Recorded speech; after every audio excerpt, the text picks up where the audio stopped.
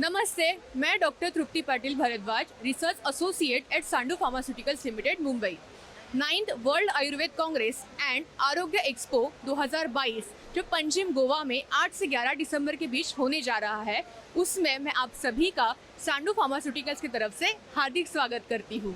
Doctor, क्या आप हमें बता सकते हैं कि आपका आयुर्वेद के प्रति ये प्रवास कैसे शुरू हुआ है?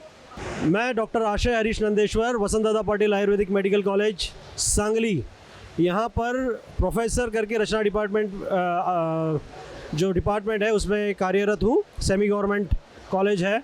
इसके साथ ही मैं प्रोप्राइटर हूँ sickle cell anaemia treatment centre Nagpur में, और इसके हम लोग throughout the India sickle cell anaemic patients देखते हैं।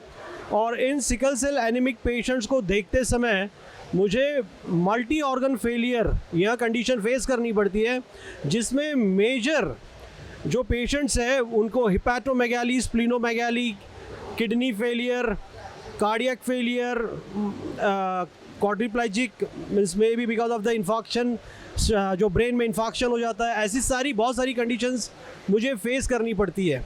एमडी दोनों MVHS से, एमडी मैंने पोद्दार गवर्नमेंट मेडिकल कॉलेज से किया है।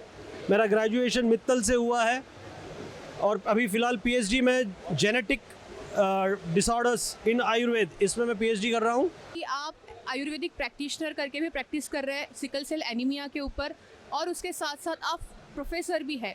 तो ये दोनों चीज़ों का साधन में आप कैसे निभाते हैं, या आप कैसे, आप जो फ्यूचर अपकमिंग स्टूडेंट्स हैं उनको इस बारे में क्या गाइडेंस करेंगे? जब आप प्रैक्टिस कर रहे हो तो उस समय पहले आपकी आस्था आयुर्वेद में कितनी है, यह सबसे बड़ा मैटर करता है।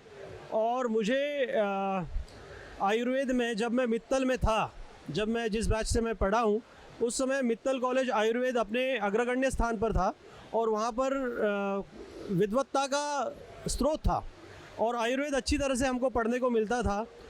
तो मैं जब अभी एज अ प्रोफेसर जब रोल अदा करता हूँ, तो मैं स्टूडेंट को प्रैक्टिस में एनाटॉमी यानी शरीर रचना का किस तरह से उपयोग होगा, इसके ऊपर ज़्यादा महत्व देता हूँ कि किस ऑर्गन के फेलियर के कारण या कौन सा ऑर्गन यदि डिफॉर्म हो जाता है तो हमें किस तरीके से उसको ट्रीट करना चाहिए। तो ये सारी चीज़ें हम देखते समय स्टूडेंट्स को पढ़ाते समय पढ़ाते हैं। और प्रैक्टिशनर मेरी वाइफ, मेरी धर्मपत्नी, ये खुद भी एक नाम चीन वैद्य है, और उनके नाम पर हम प्रैक्टिस करते हैं। सिकल सेल एनीमिया यह एक जेनेरिक डिसऑर्डर है। जैसे कि आप जानते हैं कि इसके ऊपर आज तक कोई काम नहीं हुआ था, और मैं 15 साल से इस पे काम कर रहा हूँ, और मैंने विश्व को आज पहली बार फिनोटाइपिकली हम लोग कैसे, यदि कोई आदमी जीन्स किसी जेनेटिकल डिसऑर्डर के कारण कोई आपका ऑर्गन यदि डिफॉर्म हो जाता है, तो उस ऑर्गन को ठीक करके हम जेनेटिक्स को कैसे जीत सकते हैं, यहाँ पहला मैंने जो प्रिंसिपल है यहाँ आज दुनिया को दिया है। और आज बहुत सारा आयुर्वेदिक काम CCRS में बोलो या कहीं पर भी बोलो, ये जो आयुर्वेद के रिसर्च स्कॉलर हैं आज इस बेसिक प्रिंसिपल को फॉलो करते हुए फिनोटाइपिकली उन चीज़ों को ठीक करने के लिए आज अग्रसर हो रहे हैं। यानी हमने एक कॉन्सेप्ट दिया है दुनिया को कि यदि जेनेटिकल डिसऑर्डर है तो आप फिनोटाइपिकली भी उस चीज़ को ठीक कर सकते हो। डॉक्टर, क्या आप आयुर्वेद के कुछ लेसन नोन फैक्ट्स है जो शायद से कॉमन मैन जानते नहीं है, क्या आप वो हमसे शेयर कर सकते हैं, जिससे कॉमन मैन में या सामान्य जनता में आयुर्वेद के प्रति जानकारी और सचेतता बढ़े? मैं आज करीब 18 से 20 साल हो गए होंगे मैं आयुर्वेद प्रैक्टिस करता हूँ। और सबसे पहले जो है मैंने मानव कल्याण केंद्र दहीसर यहाँ पर आयुर्वेदिक प्रैक्टिस चालू की थी। तब से लेकर, क्योंकि सांडू के आसोवारिस्ट, यहाँ आसोवारिस्ट में सबसे बेहतरीन GMP प्रोडक्ट है, ये हमें पहले से ही पता था। और जैसे पुनर्नवास हो, अश्वगंधा अरेस्ट या इनका अर्जुन अरेस्ट, ये सारे काढ़े जो है, पुनर्नवास हो मेरा सबसे फेवरेट है इसमें।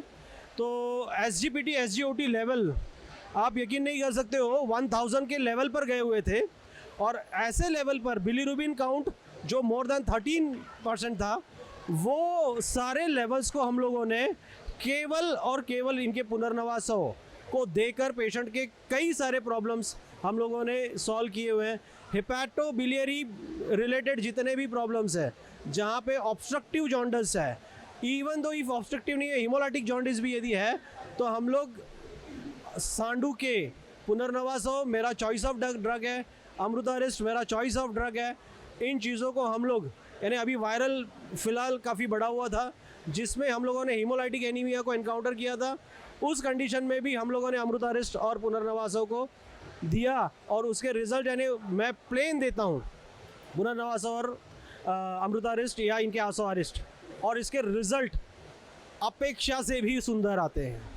और सांडू के प्रोडक्ट्स आप समझ लीजिए कि मैं 20 साल से ज़्यादा हो गए हैं प्रयोग करते करते। उनके मैंने फ़ोटोग्राफ्स भी लिए पेशेंट्स के, प्री एंड पोस्ट ट्रीटमेंट सारा डाटा मेरे पास अवेलेबल है। इवन मेरे सिकल सेल एनीमिक पेशेंट्स में जब पेशेंट्स जो है हिपैटिक और स्प्लिनिक फेलियर में जाता है, उस समय भी हम लोग पुनर्नवासों को मैं as a choice of drug, एक सेकेंडरी ड्रग के रूप में यूज़ करता हूँ, क्योंकि सिकल सेल एनीमिया के ट्रीटमेंट में मेरी दवाओं के साथ मैं सांडू के प्रोडक्ट्स आंख बंद करके यूज़ करता हूँ। एंड बिलीव मी, मैंने इनके काफ़ी त्रिभुवन कीर्ति रस और बहुत सारी सीतोपलादी ऐसे चूर्ण भी इनके दिया हूँ, और ये GMP लेवल पर काफ़ी अच्छे प्रोडक्ट्स है। So I highly recommend you to go for Sandu का प्रोडक्ट्स, एनी प्रोडक्ट्स। केवल मैंने जो रेकमेंड किया वो नहीं, आप सांडू के सारे प्रोडक्ट्स को आंख बंद करके ले सकते हो। Thank you.